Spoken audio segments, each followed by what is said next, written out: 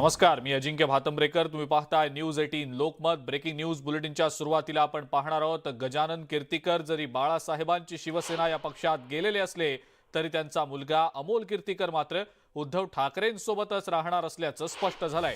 अमोल कीर्तीकरांनी संजय राऊतांची भेट घेत आपली भूमिका स्पष्ट केली आहे. यानंतर राऊत आणि कीर्तीकरांनी माध्यमांशी संवाद साधलाय. अमोल कीर्तीकर कडवट शिवसैनिक असून गजानन कीर्तीकर यांनी पक्ष सोडल्यानं सर्वात जास्त दुःख झाल्याचं संजय राऊत यांनी बोलून दाखवलंय.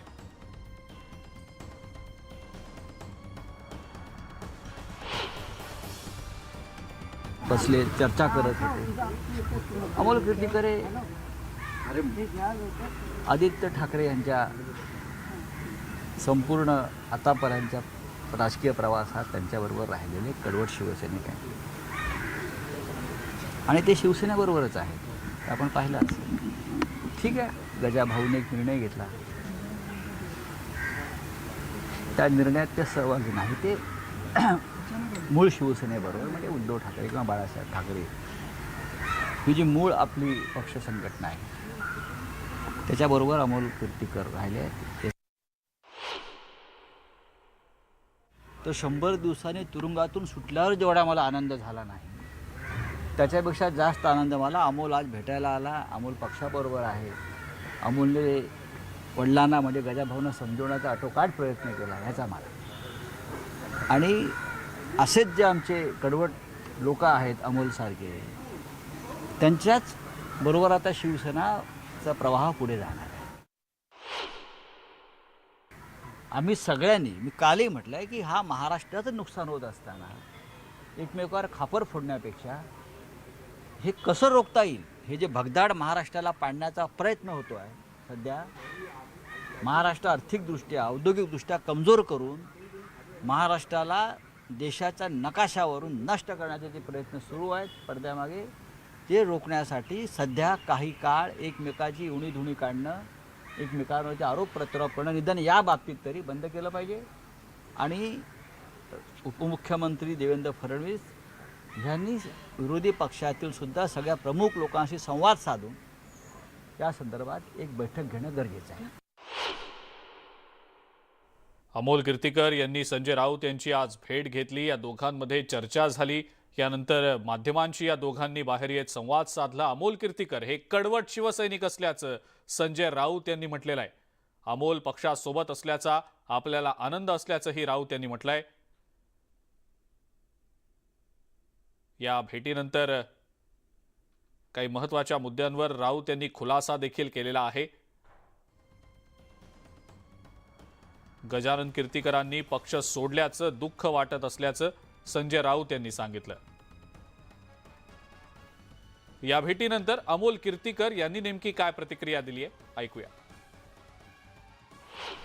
नक्कीच राऊत साहेब ज्या पद्धतीने बोलले की कालही मी उद्धव साहेब आणि आदित्य साहेबांच्या नेतृत्वामध्ये काम करतो, आजही करते आणि भविष्यात मी करत राहणार.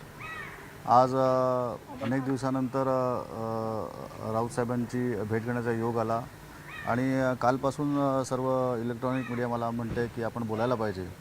परंतु माझं असं मत होतं आणि काल सगळ्यांना सांगितलं की राऊत साहेबांसारखा नेता जेव्हा माझ्यासोबत असेल त्याच वेळेला मी तुमच्याशी बोलीन. आणि माझं मत त्या पद्धतीने सांगितलेलं आहे की गजानन कीर्तीकर यांनी घेतलेला निर्णय हा त्यांचा वैयक्तिक निर्णय आहे. माझा निर्णय मी त्यांनाही सांगितला आणि मी आपल्या माध्यमातून सगळ्या महाराष्ट्रातल्या जनतेलाही सांगतो आणि शिवसेना पक्षप्रमुख उद्धव साहेबांच्या कानावर घातलेलं आहे की मी शिवसेनेच्या सोबत काम करणार. या संदर्भातली अधिक माहिती आपण जाणून घेणार आहोत. आपल्यासोबत आपल्या प्रतिनिधी सुस्मिता भदाणे पाटील आहेत आणि त्यांच्यासोबत स्वतः अमोल कीर्तीकर आहेत. सुस्मिता, अमोल कीर्तीकरांनी आज संजय राऊतांची भेट घेतली, दोघांमध्ये चर्चा झाली. स्वतः अमोल कीर्तीकर सध्या आपल्यासोबत आहेत. सगळ्या संदर्भात त्यांची प्रतिक्रिया. नक्कीच अमोल कीर्तीकर यांची भूमिका त्यांनी स्पष्ट करत असताना वेगवेगळे मुद्दे त्यांनी सांगितलेले आहेत. अमोल कीर्तीकर यांच्याशी आपण संवाद साधणार आहोत. परंतु ज्या पद्धतीने संजय राऊत यांची त्यांनी भेट घेतलेली होती, ही भेट अतिशय महत्त्वाची होती. आज सकाळीच त्यांनी भेट घेतली. अमोल कीर्तीकरजी, तुमच्या वडिलांनी घेतलेली राजकीय भूमिका ही वेगळी आहे, तुमची भूमिका वेगळी आहे, ज्यामुळे एकूणच ठाकरे विरुद्ध शिंदे हा जो संघर्ष गेले काही महिने आपण बघतोय तो आणखीन एकदा अधोरेखित झालाय. मला असं वाटतं की गजानन कीर्तीकर जे माझे वडील आहेत आणि शिवसेनेचे नेते होते, त्यांनी एक त्यांचा निर्णय घेतला, तो त्यांनी जाहीरही केला आणि त्याच्यानंतर माझा निर्णय मी उद्धव साहेबांना, आदित्य साहेबांना मी कळवला की जरी गजानन कीर्तीकरांनी काही वेगळा निर्णय घेतला असला तरी मी माझ्या मतावरती ठाम आहे आणि शिवसेनेच्या माध्यमातून पक्ष वाढवण्याच्या दृष्टीने मी संपूर्ण महाराष्ट्रात मी काम करणार आहे. एकूणच गजानन कीर्तीकर तुमच्या वडिलांनी जी भूमिका घेतलेली आहे त्यामुळे भविष्यात तुम्हाला शिवसेनेत उद्धव ठाकरे यांच्यासोबत, आदित्य ठाकरे यांच्यासोबत काम करत असताना काही अडचणींचा सामना करावा लागेल किंवा सर्वसामान्यांमध्ये जाताना काही अडचणी येतील असं वाटतं का?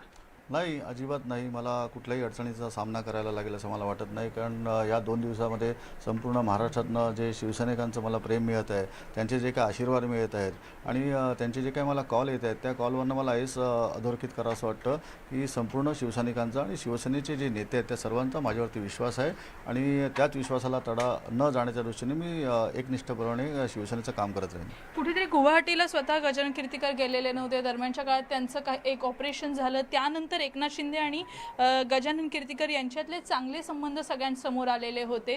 त्याच वेळेला कुठेतरी तुम्ही तुमच्या पद्धतीनं वडिलांना समजवण्याचा प्रयत्न केला होता का? तेव्हा नेमका चर्चा काय झालेल्या?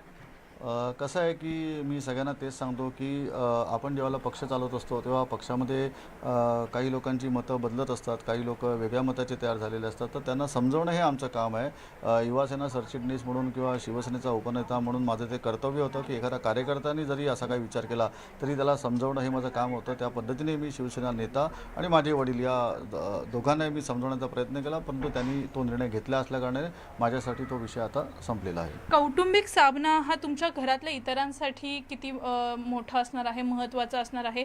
आता संजय राऊतांनी जसं म्हटलंय की तुम्ही आमच्यासोबत आहात, आणखीन काही लोक आमच्यासोबत येण्याची फूट जी आहे ती शिंदे गटामध्ये पडते आहे. भविष्यामध्ये सुद्धा असंच काहीतरी चित्र पाहायला मिळू शकतं का, की जे कीर्तीकरांच्या कुटुंबामध्ये पाहायला मिळतात की दोन्ही कुटुंबांमध्ये एक तेढ निर्माण झालेली आहे किंवा मतप्रवाह वेगळे आहेत? असं असू शकतं की आता आमच्या घरातलंच उदाहरण द्यायचं तर माझे वडील गजानन कीर्तीकर यांचा विचार वेगळा आहे राजकारणातल्या पुढच्या प्रवासाच्या दृष्टीने आणि माझा विचार वेगळा आहे. तरी पण कौटुंबिक काही गोष्टी असतात त्या एकत्रपणे आपण करत असतो, पण राजकारणातले निर्णय मी माझ्या निर्णयावरती ठाम आहे आणि त्या पद्धतीने राजकारणातले कटुता कुठे कौटुंबिक जीवनात येऊ नये ह्याच्याकरता मी प्रयत्न करणार आहे. नक्कीच, धन्यवाद आमची संवाद साधल्यावर. तर राजकारणातली कटुता ही कुठे कौटुंबिक स्तरावरती येऊ नये यासाठी आम्ही प्रयत्न करणार आहोत. माझी भूमिका मी स्पष्ट केलेली आहे, अशा पद्धतीचं वक्तव्य अमोल कीर्तीकर यांनी केलेलं आहे. बरं, सुष्मिता, धन्यवाद ही माहिती दिली त्याबद्दल आणि अमोल कीर्तीकर यांची प्रतिक्रिया पोचवली त्याबद्दल. अमोल कीर्तीकर स्पष्टपणे सांगतायत की माझी राजकीय भूमिका वेगळी आहे, माझे वडील गजानन कीर्तीकर यांची राजकीय भूमिका वेगळी आहे, त्यामुळं या सगळ्याचा परिणाम कौटुंबिक गोष्टींवर होणार नाही हे देखील त्यांनी यावेळेला स्पष्ट केलेलं आहे. यानंतर पुढची महत्त्वाची बातमी आपण बघूया. ठाकरे गटाची मुलूख मैदानी तोफ म्हणून अल्पावधीतच लोकप्रियता मिळवलेल्या उपनेत्या सुषमा अंधारे यांना शिंदे पक्षाकडून मोठा झटका मिळालाय. सुषमा अंधारे यांच्यापासून विभक्त झालेले त्यांचे पती वैजनाथ वाघमारे आज शिंदेंच्या पक्षात प्रवेश करणार आहेत. अंधारे यांच्यासाठी हा एक खूप मोठा धक्का असल्याचं मानलं जात आहे. वाघमारे यांना शिंदेंच्या पक्षात मोठं पदही दिलं जाणार असल्याचं समजत आहे. सुषमा अंधारे या बॅकफूटवर जाव्यात म्हणून शिंदेंच्या पक्षाकडून ही मोठी खेळी खेळल्याचं आता सांगितलं जात आहे. या सगळ्यानंतर आता अंधारे बॅकफूटवर जातात की आणखी आक्रमक होतात याकडेच सर्वांचं लक्ष लागलंय.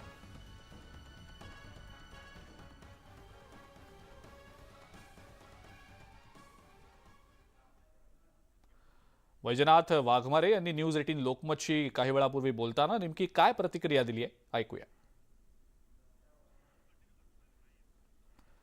वैजनाथ वाघमारे यांनी न्यूज 18 लोकमतशी बोलताना काही महत्त्वाच्या बाबींचा खुलासा देखील केलेला आहे. आपण या नंतर पुढची महत्त्वाची बातमी बघूया. पिंपरी चिंचवडमध्ये उद्धव ठाकरेंच्या पक्षाला खिंडार पडलाय. शिवसेनेचे भारतीय कामगार सेनेचे महाराष्ट्र उपाध्यक्ष इरफान सय्यद हजारो कार्यकर्त्यांसह शिंदेंच्या पक्षांमध्ये प्रवेश करणार आहेत. आनंद दिघे यांच्या ठाणे इथल्या टेंभी नाका इथं मुख्यमंत्री एकनाथ शिंदे यांच्या उपस्थितीत हा प्रवेश पार पडेल. इरफान सय्यद यांना शिंदेंच्या पक्षामध्ये मोठी जबाबदारी मिळण्याची शक्यता आहे.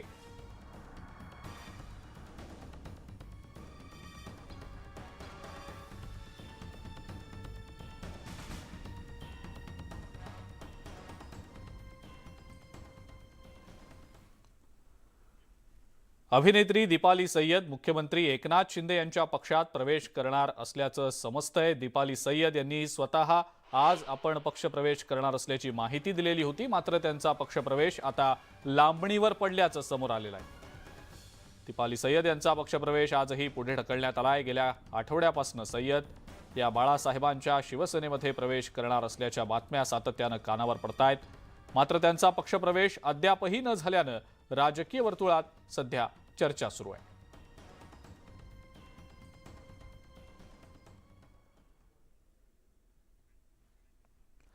मुख्यमंत्री एकनाथ शिंदे आणि उपमुख्यमंत्री देवेंद्र फडणवीस यांच्या हस्ते ठाण्यातल्या 2 पुलांचं उद्घाटन केलं जाणार आहे।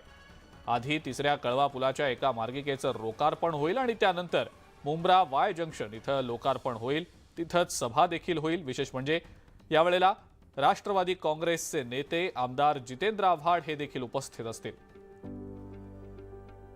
मुख्यमंत्री एकनाथ शिंदेंच्या हस्ते आज संध्याकाळी 5 वाजता डोंबिवली पूर्वेकडील कावेरी चौकात रस्त्याचं भूमिपूजन होईल आणि त्यानंतर संध्याकाळी 5:30च्या दरम्यान मुख्यमंत्र्यांची डोंबिवलीमध्ये जाहीर सभा देखील होणार आहे।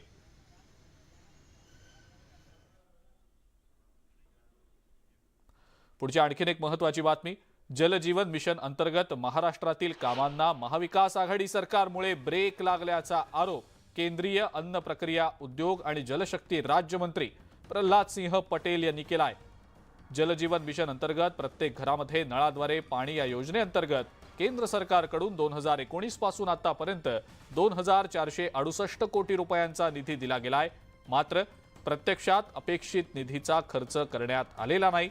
या कामांसाठीचा सविस्तर प्रकल्प अहवाल, निविदा प्रक्रिया आणि कार्यारंभ आदेश वेळेत देण्यात न आल्यानं ही कामं रखडल्याचं समोर येत आहे। त्यामुळे महाविकास आघाडी सरकारवर पटेल यांनी टीका केली आहे। संसद प्रवास योजनेअंतर्गत बारामती लोकसभा मतदारसंघाचा दौरा केल्यानंतर पुण्यात आयोजित पत्रकार परिषदेत केंद्रीय मंत्री पटेल बोलत होते।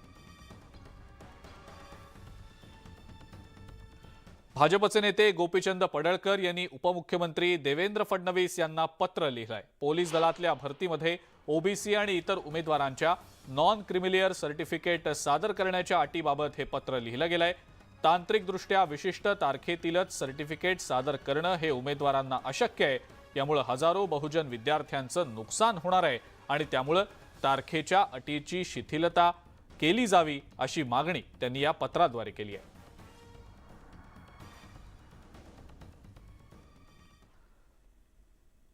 स्मार्ट सिटी कॉर्पोरेशनच्या माध्यमातून काळा तलावच्या सुशोभीकरणाचं काम सुरू आहे आणि याची आज केंद्रीय पंचायत राज्यमंत्री कपिल पाटील यांनी पाहणी केली आहे।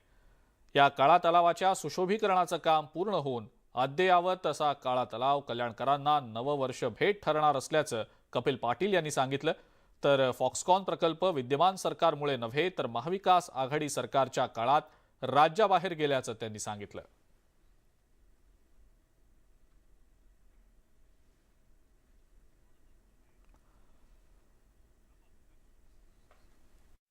स्मार्ट सिटी अंतर्गत काळा तलावाचं डेव्हलपमेंटचं काम सुरू आहे। गेल्या अनेक वर्षापासून हे रखडलेलं आहे। याची अनेक कारणं आहेत, त्या खोलात मला जायचं नाही, परंतु आता लवकरच हे काम लोकांसाठी खुलं होणार आहे। वापरण्यासाठी ह्या तलावाचं जे सुशोभीकरण झालेलं आहे ते लोकांसाठी खुलं होणार आहे। पुढच्या महिन्यात आयुक्तांनी अशी मला माहिती दिली की पुढच्या महिन्यात डिसेंबरच्या अखेरपर्यंत याचं पूर्ण काम होऊन लोकांसाठी खुलं होईल। निश्चितपणाने मी कल्याणकरांना नव्या वर्षाची ही खऱ्या अर्थाने भेट आहे। पंढरपूर, मोहोळ आणि मंगळवेढा तालुक्याचं कार्यक्षेत्र असलेल्या भीमा सहकारी साखर कारखान्याच्या निवडणुकीसाठीचं मतदान सुरू झालंय। 15 जागांसाठी 35 उमेदवार निवडणुकीच्या रिंगणात आहेत। सत्ताधारी खासदार धनंजय महाडिक यांच्या विरोधात राष्ट्रवादीचे माजी आमदार राजन पाटील आणि प्रशांत परिचारक यांच्यामध्ये ही लढत होतीये। एकूण 56 मतदान केंद्रांवर मतदान प्रक्रिया सुरू झालेली आहे। गेल्या 8 दिवसांपासून या संदर्भातले आरोप प्रत्यारोप सुरू झालेले होते। या निवडणुकीच्या निकालाकडे संपूर्ण सोलापूर जिल्ह्याचं लक्ष लागलंय। पंढरपूर तालुक्यातल्या पुळूज इथल्या मतदान केंद्रावरनं या निवडणुकीचा आढावा घेतलाय आमचे प्रतिनिधी वीरेंद्रसिंह उत्पात यांनी। मोहोळ, पंढरपूर आणि मंगळवेढा सभासद असलेल्या भीमा सहकारी साखर कारखान्याच्या निवडणुकीचं आज मतदान आहे आणि भाजपचे राज्यसभेचे खासदार धनंजय महाडिक आणि राष्ट्रवादीचे माजी आमदार राजन पाटील यांच्यामध्ये प्रमुख लढत आहे। प्रचार सुरू झाल्यापासून एकतर्फी होईल अशी वाटणारी ही निवडणूक मात्र आता रंगात आलेली आहे आणि या निवडणुकीच्या प्रचारामध्ये बरेच मुद्दे उपस्थित करण्यात आलेले आहेत. पातळी सोडून टीका करण्यात आलेली आहे आणि त्यामुळे ही निवडणूक वादग्रस्त ठरलेली आहे आणि संपूर्ण राज्याचं या निवडणुकीकडे लक्ष राहिलेलं आहे. 19,600 मतदान असलेल्या या निवडणुकीमध्ये 15 जागांसाठी 35 उमेदवार रिंगणात आहे आणि त्याच्यासाठी आज मतदान होत आहे. 56 मतदान केंद्र आहे आणि आपण आज इथं पुळूज येथील मतदान केंद्रावर आहोत, जिथं स्वतः चेअरमन धनंजय माडिक यांचं मतदान असणार आहे आणि एकंदरीत ही निवडणूक कुणाला मतदार कौल देते याच्याकडं लक्ष लागलेलं आहे. कारण या निवडणुकीच्या निकालानंतर पुढील जे काय असेल राजकारण या भागातील त्याच्यावर ह्याचा परिणाम होणार आहे. कारण पक्ष सोडून ही निवडणूक झालेली आहे. कारण पक्षाची जी प्रोटोकॉल आहे ते न पाळता गट तटाचं राजकारण यात आहे आणि त्यामुळे या निवडणुकीचा परिणाम इथून पुढे होणार आहे. पुळूजहून वीरेंद्र सिंह उत्पात, न्यूज 18 लोकमत. संपूर्ण पश्चिम महाराष्ट्राचं लक्ष लागलेल्या भीमा साखर कारखान्याच्या निवडणुकीत खासदार धनंजय महाडिक यांनी हॅट्रिक करण्याचा विश्वास व्यक्त केलाय. भीमा सहकारी साखर कारखान्याच्या 15 जागांसाठीचं मतदान सुरू आहे. 19,500 मतदार आपला हक्क बजावतायत. विरोधकांनी प्रचाराची पातळी सोडली. प्रचारातनं दहशत आणि गुंडगिरीचं समर्थन केल्यानं मतदार आपल्या बाजूनं निश्चितपणे उभे राहतील असा विश्वास महाडिक यांनी व्यक्त केलाय.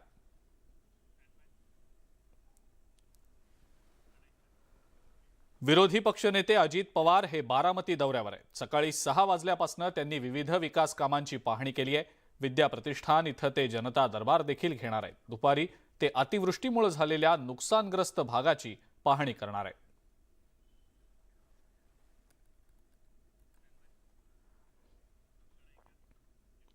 महावितरणचा गलथान कारभार पुन्हा एकदा चव्हाट्यावर आलाय. वीज कनेक्शन न देताच गेल्या 11 महिन्यांपासून शेतकऱ्याला आणि जळालेल्या मीटरलाही हजारो रुपयांचं बिल पाठवलं जात आहे. बीडच्या खंडाळा गावामध्ये महावितरण विभागाचा हा अनागोंदी कारभार समोर आलाय. गावातील 100 मीटर धारकांना तब्बल 64 बिल आलेलं आहे. यामुळे अतिवृष्टीच्या खाईमध्ये होरपळलेल्या शेतकऱ्यांसमोर हे वीज बिलाचं नवं संकट वासून उभं ठाकलंय. याबाबत महावितरणचे इंजिनियर सुद्धा उडवाउडवीची उत्तरं देत आहेत. वीज जोडणी अजून तरी केलेली नाही. किती दिवस 11 महिने होऊन गेले, 11-12 महिने होऊन गेले, म्हणजे 1 वर्ष झालंच कंप्लीट. बऱ्याच वेळा मी तिथं महावितरणकडे गेलो, परंतु त्यावेळेस त्यांनी की बाबा उद्या देऊ, परवा देऊ, आणि जे संबंधित जे मिसाळ म्हणून आहे इंजिनियर, त्यांनी फक्त टोलाटोली करायचा प्रयत्न केला फक्त, आणि वीज जोडणी तर करूनच दिली नाही मला. आत्ता सध्याला आहे माझ्याकडे 12,300 रुपये बिल त्यांनी मला दिलेलं आहे.